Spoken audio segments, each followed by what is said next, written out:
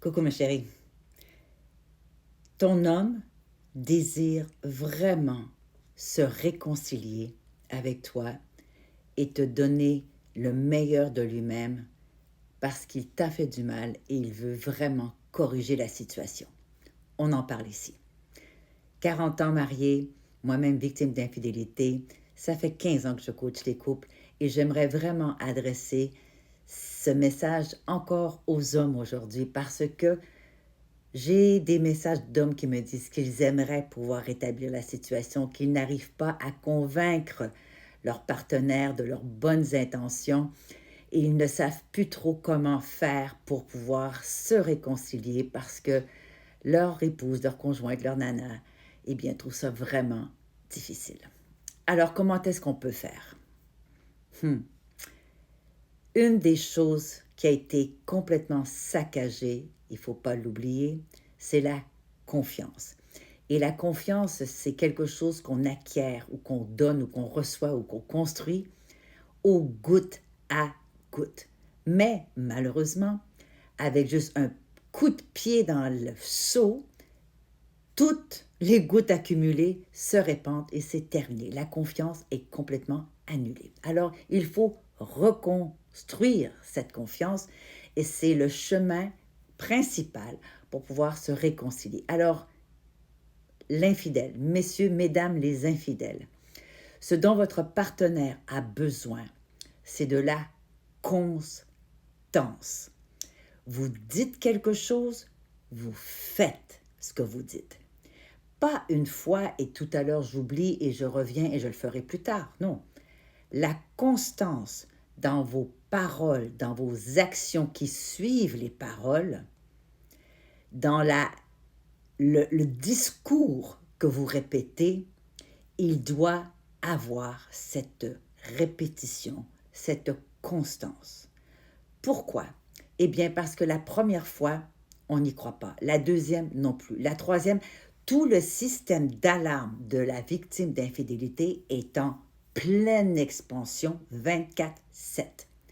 Donc, la constance permet de calmer, de fermer, d'éteindre, de retirer finalement ces antennes de stress, de vérification, de je ne sais pas qu'est-ce qui va se passer, parce qu'on sait que la prochaine fois, ça va être vrai. Ça va être encore ça, que ce que vous avez dit va être fait.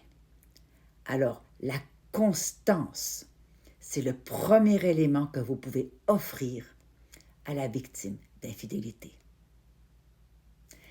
C'est intéressant de voir comment est-ce qu'il y a possibilité de réparation. Il y a possibilité de reconstruction. Je ne dis pas que ça sera facile. Je ne dis pas que ça va se faire du jour au lendemain. Au contraire, c'est justement ce que je suis en train de vous expliquer maintenant. Ça se fait au goutte à goutte. Alors, messieurs, je m'adresse un peu à vous parce que c'est souvent la situation que je rencontre dans la clientèle qui me contacte. Vous voulez vraiment, et je le sais du profond du cœur, qu'il y a votre volonté de réparer. Alors moi, je vous demanderais d'accepter le fait que ça ne sera pas un long fleuve tranquille, que ça ne sera pas je fais quelque chose, mon épouse, ma femme réagit positivement. Je fais une autre chose, il y a une réaction positive. Il se peut que ça soit en dents de scie. Il se peut que vous sentiez que ce que vous faites ne vaut rien, n'est pas apprécié, que l'effort que vous y mettez n'est pas vu, n'est pas considéré. C'est possible. Mais comprenez bien qu'elle le voit. Qu'elle le voit. C'est juste qu'elle n'est pas dans un espace sécuritaire où elle peut vous croire. Pas encore. Ça va venir. Ça va venir. Et c'est là où c'est important de continuer. C'est un peu comme lorsque vous voulez faire de l'exercice physique, que vous voulez aller au gym pour grossir vos épaules ou découper vos abdos. Vous ne pensez pas y aller et tout régler en un jour. Vous n'aurez pas un six-pack en faisant 100 sit-ups.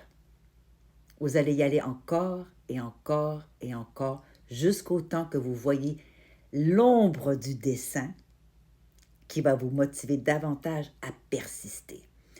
Se réconcilier d'une infidélité, regagner la confiance de votre partenaire, c'est le même principe. Vous allez, il n'y a pas de résultat. Vous retournez, il n'y a pas de résultat. Vous retournez, vous avez un peu mal, vous sentez quelque chose, mais on ne voit pas encore les résultats. C'est la même dynamique. Alors, bravo pour votre patience. Bravo pour votre constance. Bravo pour les efforts que vous continuez à mettre. Et j'aime pas le mot effort. Disons que c'est plutôt votre attitude que vous voulez amener vers votre partenaire.